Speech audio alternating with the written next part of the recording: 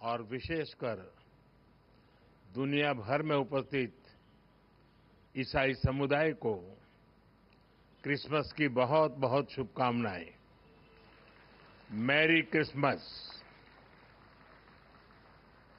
अभी 3-4 दिन पहले मैं अपने साथी भारत सरकार में मंत्री जॉर्ज कुरियन जी के यहां क्रिसमस सेलिब्रेशन में गया था। अब आज आपके बीच उपस्थित होने का आनंद मिल रहा है। Catholic bishops conference of India CBSI का ये आयोजन क्रिसमस की खुशियों में आप सबके साथ जुड़ने का ये अवसर, ये दिन हम सबके लिए यादगार रहने वाला है। ये अवसर इसलिए भी खास है क्योंकि इसी वर्ष सीबीसीआई की स्थापना के 80 वर्ष पूरे हो रहे हैं। मैं इस अवसर पर सीबीसीआई और उससे जुड़े सभी लोगों को बहुत बहुत बधाई देता हूं। साथियों, पिछली बार आप सभी के साथ मुझे प्रधानमंत्री निवास पर क्रिसमस मनाने का अवसर मिला था। अब आज हम सभी सीबीसीआई के परिसर में इकट्ठा हुए हैं।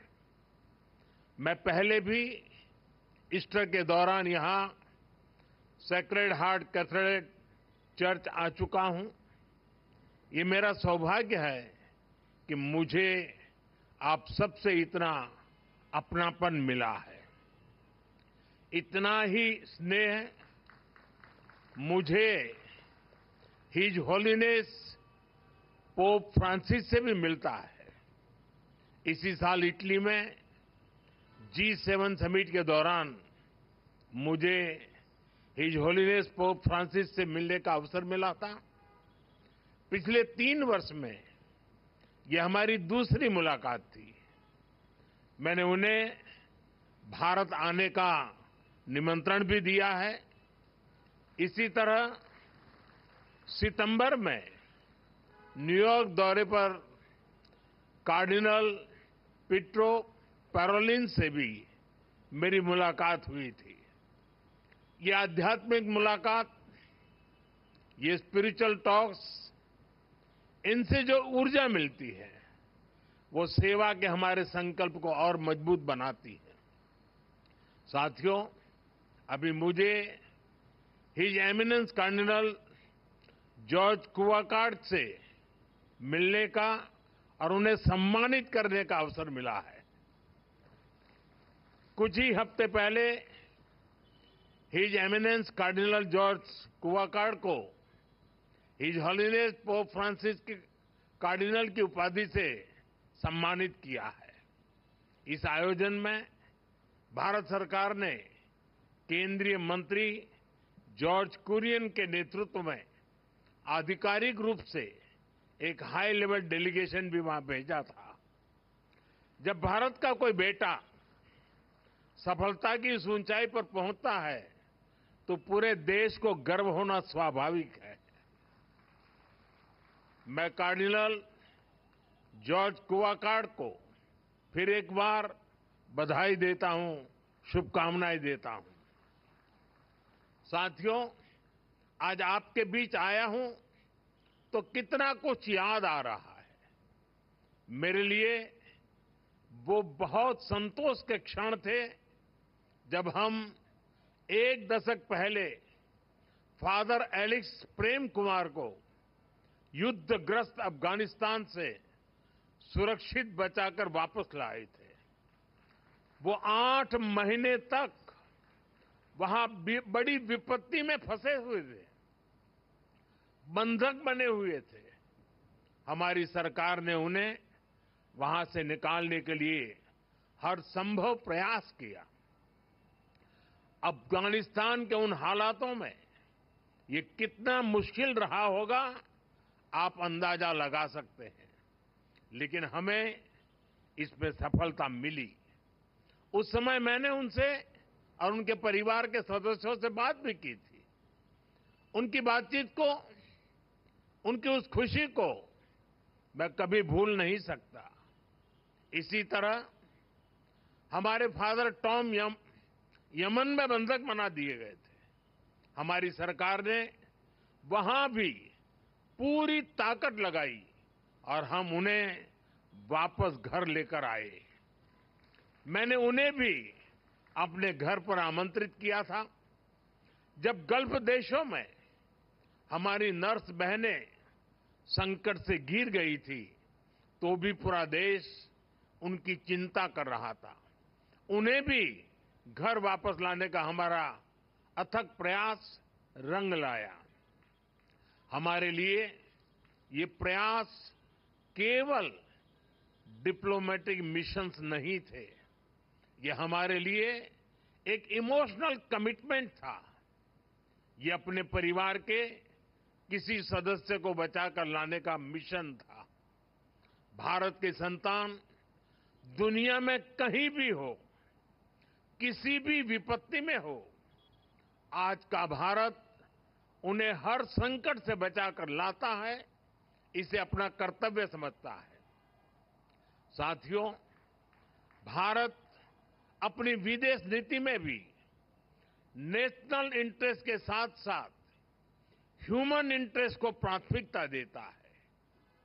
कोरोना के समय पूरी दुनिया ने इसे देखा भी और महसूस भी किया। कोरोना जैसी इतनी बड़ी पैंडेमिक आई, दुनिया के कई देश जो ह्यूमन राइट्स और मानवता की बड़ी बड़ी बातें करते हैं, जो इन बातों को डिप्लोमेटिक वेपन के रूप में इस्तेमाल करते हैं, जरूरत पड़ने पर वो गरीब और छोटे देशों की मदद से पीछे हट गए। उस समय उन्होंने केवल अपने हितों की चिंता की, लेकिन भारत ने परमार्थ भाव से अपने सामर्थ्य से भी आगे जाकर कितने ही देशों की मदद की। हमने दुनिया के 150 से ज्यादा देशों में दवाइयां पहुंचाई, कई देशों को वैक्सीन भेजी। इसका पूरी दुनिया पर एक बहुत सकारात्मक असर भी पड़ा। अभी हाल ही में मैं गयाना दौरे पर गया था, कल मैं कुवैत में था। वहां ज्यादातर लोग भारत की बहुत प्रशंसा कर रहे थे। भारत ने वैक्सीन देकर उनकी मदद की थी और वो इसका बहुत आभार जता रहे थे। भारत के लिए ऐसी भावना रखने वाला गयाना अकेला देश नहीं है। कई island Nations, Pacific Nations, Caribbean Nations Bharat की प्रशंसा करते हैं। भारत की ये भावना, मानवता के लिए हमारा ये समर्पण, ये ह्यूमन सेंट्रिक अप्रोच ही 21वीं सदी की दुनिया को नई ऊंचाई पर ले जाएगा। Friends, the teachings of Lord Christ celebrate love, harmony, and brotherhood. It is important that we all work to make this spirit stronger. But it pains my heart when there are attempts to spread violence and cause disruption in society. Just a few days ago, we saw what happened at a Christmas market in Germany. During Easter in 2019, churches in Sri Lanka were attacked. I went to Colombo to pay homage to those who lost in the bombings. It is important to come together and fight such challenges. Friends, the Christmas is even more special as you begin the Jubilee year, which you all know holds special significance. I wish all of you the very best for the various initiatives for the Jubilee year. This time, for the Jubilee year, You have picked a theme which revolves around hope. The Holy Bible sees hope as a source of strength and peace. It says, there is surely a future hope for you, and your hope will not be cut off. We are also guided by hope and positivity. Hope for humanity, hope for a better world, and a hope for peace, progress and prosperity. साथियों, बीते 10 साल में हमारे देश में 25 करोड़ लोगों ने गरीबी को परास्त किया है। ये इसलिए हुआ क्योंकि गरीबों में एक उम्मीद जगी कि हां, गरीबी से जंग जीती जा सकती है। बीते 10 साल में भारत 10वें नंबर की इकोनॉमी से 5वें नंबर की इकोनॉमी बन गया। ये इसलिए हुआ क्योंकि हमने खुद पर भरोसा किया, हमने उम्मीद नहीं हारी और इस लक्ष्य को प्राप्त करके दिखाया। भारत की 10 साल की विकास यात्रा ने हमें आने वाले साल और हमारे भविष्य के लिए नई होप दी है, ढेर सारी नई उम्मीदें दी है। 10 साल में हमारे यूथ को वो अपॉर्चुनिटीज मिली हैं जिनके कारण उनके लिए सफलता का नया रास्ता खुला है। स्टार्टअप से लेकर साइंस तक, स्पोर्ट्स से एंटरप्रेन्योरशिप तक, आत्मविश्वास से भरे हमारे नौजवान देश को प्रगति के नए रास्ते पर ले जा रहे हैं। हमारे नौजवानों ने हमें एक कॉन्फिडेंस दिया है, ये होप दी है कि विकसित भारत का सपना पूरा होकर रहेगा। बीते 10 सालों में देश की महिलाओं ने एम्पावरमेंट की नई गाथाएं लिखी है। एंटरप्रेन्योरशिप के से ड्रोन्स तक, एरोप्लेन उड़ाने से लेकर आर्म फोर्सेज की जिम्मेदारियां तक, ऐसा कोई क्षेत्र नहीं जहां महिलाओं ने अपना परचम न लहराया हो। दुनिया का कोई भी देश महिलाओं की तरक्की के बिना आगे नहीं बढ़ सकता और इसलिए आज जब हमारी श्रम शक्ति में, लेबर फोर्स में, वर्किंग प्रोफेशनल्स में विमेन पार्टिसिपेशन बढ़ रहा है तो इससे भी हमें हमारे भविष्य को लेकर बहुत उम्मीदें मिलती हैं, नई होप जगती है। बीते 10 सालों में देश बहुत सारे अनएक्सप्लोर्ड या अंडर एक्सप्लोर्ड सेक्टर में आगे बढ़ा है। मोबाइल मैन्युफैक्चरिंग हो या सेमीकंडक्टर मैन्युफैक्चरिंग हो, भारत तेजी से पूरे मैन्युफैक्चरिंग लैंडस्केप में अपनी जगह बना रहा है।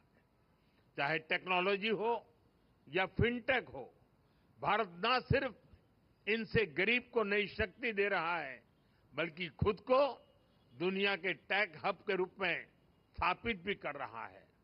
हमारा इंफ्रास्ट्रक्चर बिल्डिंग पेस भी अभूतपूर्व है। हम न सिर्फ हजारों किलोमीटर एक्सप्रेस वे बना रहे हैं बल्कि अपने गांवों को भी ग्रामीण सड़कों से जोड़ रहे हैं। अच्छे ट्रांसपोर्टेशन के लिए सैकड़ों किलोमीटर के मेट्रो रूट्स बन रहे हैं। भारत की ये सारी उपलब्धियां हमें ये होप और ऑप्टिमिज्म देती हैं कि भारत अपने लक्ष्यों को बहुत तेजी से पूरा कर सकता है और सिर्फ हम ही अपनी उपलब्धियों में इस आशा और विश्वास को नहीं देख रहे हैं, पूरा विश्व भी भारत को इसी होप और ऑप्टिमिज्म के साथ देख रहा। साथियों, बाइबल कहती है, कैरी ईच अदर्स बर्डन्स, यानी हम एक दूसरे की चिंता करें, एक दूसरे के कल्याण की भावना रखें। इसी सोच के साथ हमारे संस्थान और संगठन समाज सेवा में एक बहुत बड़ी भूमिका निभाते हैं। शिक्षा के क्षेत्र में नए स्कूलों की स्थापना हो, हर वर्ग हर समाज को शिक्षा के जरिए आगे बढ़ाने के प्रयास हो, स्वास्थ्य के क्षेत्र में सामान्य मानवीय की सेवा के संकल्प हो, हम सब इन्हीं अपनी जिम्मेदारी मानते हैं। साथियों, जीसस क्राइस्ट ने दुनिया को करुणा और निस्वार्थ सेवा का रास्ता दिखाया है। हम क्रिसमस को सेलिब्रेट करते हैं और जीसस को याद करते हैं ताकि हम इन मूल्यों को अपने जीवन में उतार सकें, अपने कर्तव्यों को हमेशा प्राथमिकता दें। मैं मानता हूं ये हमारी व्यक्तिगत जिम्मेदारी भी है, सामाजिक दायित्व भी है और एज अ नेशन भी हमारी ड्यूटी है। आज देश इसी भावना को सबका साथ, सबका विकास और सबका प्रयास के संकल्प के रूप में आगे बढ़ा रहा है। ऐसे कितने ही विषय थे जिनके बारे में पहले कभी नहीं सोचा गया, लेकिन वो मानवीय दृष्टिकोण से सबसे ज्यादा जरूरी था। हमने उन्हें हमारी प्राथमिकता बनाया। हमने सरकार को नियम और औपचारिकताओं से बाहर निकाला। हमने संवेदनशीलता को एक पैरामीटर के रूप में सेट किया। हर गरीब को पक्का घर मिले, हर गांव में बिजली पहुंचे, लोगों के जीवन से अंधेरा दूर हो, लोगों को पीने के लिए साफ पानी मिले, पैसे के अभाव में कोई इलाज से वंचित न रहे। हमने एक ऐसी संवेदनशील व्यवस्था बनाई जो इस तरह की सर्विस की, इस तरह की गवर्नेंस की गारंटी दे सके। आप कल्पना कर सकते हैं, जब एक गरीब परिवार को ये गारंटी मिलती है तो उसके ऊपर से कितनी बड़ी चिंता का बोझ उतरता है। पीएम आवास योजना का घर जब परिवार की महिला के नाम पर बनाया जाता है तो उससे महिलाओं को कितनी ताकत मिलती है। हमने तो महिलाओं के सशक्तिकरण के लिए नारी शक्ति वंदन अधिनियम लाकर संसद में भी उनकी ज्यादा भागीदारी सुनिश्चित की है। इसी तरह आपने देखा होगा, पहले हमारे यहां दिव्यांग समाज को कैसी कठिनाइयों का सामना करना पड़ता था। उन्हें ऐसे नाम से बुलाया जाता था जो हर तरह से मानवीय गरिमा के खिलाफ था। ये एक समाज के रूप में हमारे लिए अफसोस की बात थी। हमारी सरकार ने उस गलती को सुधारा। हमने उन्हें दिव्यांग ये पहचान देकर के सम्मान का भाव प्रकट किया। आज देश पब्लिक इंफ्रास्ट्रक्चर से लेकर रोजगार तक हर क्षेत्र में दिव्यांगों को प्राथमिकता दे रहा है।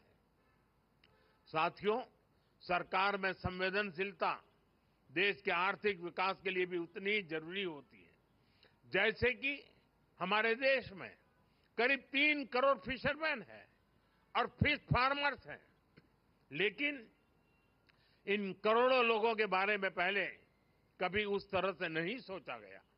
हमने फिशरीज के लिए अलग मिनिस्ट्री बनाई, मछली पालकों को किसान क्रेडिट कार्ड जैसी सुविधाएं देना शुरू किया। हमने मत्स्य संपदा योजना शुरू की। समंदर में मछली पालकों की सुरक्षा के लिए कई आधुनिक प्रयास किए गए। इन प्रयासों से करोड़ों लोगों का जीवन भी बदला और देश की अर्थव्यवस्था को भी बल मिला। Friends, from the ramparts of the red fort, I had spoken of सबका प्रयास. It means collective effort. Each one of us has an important role to play in the nation's future. When people come together, we can do wonders. Today, socially conscious Indians are powering many mass movements. Swachh Bharat helped build a cleaner India. It also impacted health outcomes of women and children. Millets or Shriyand grown by our farmers are being welcomed across our country and the world. People are becoming vocal for local, encouraging artisans and industries. एक पेड़ मां के नाम, meaning a tree for mother, has also become popular among the people. This celebrates Mother Nature as well as our mother. Many people from the Christian community are also active in these initiatives. I congratulate our youth, including those from the Christian community, for taking the lead in such initiatives. Such collective efforts are important to fulfill the goal of building a developed India. साथियों, मुझे विश्वास है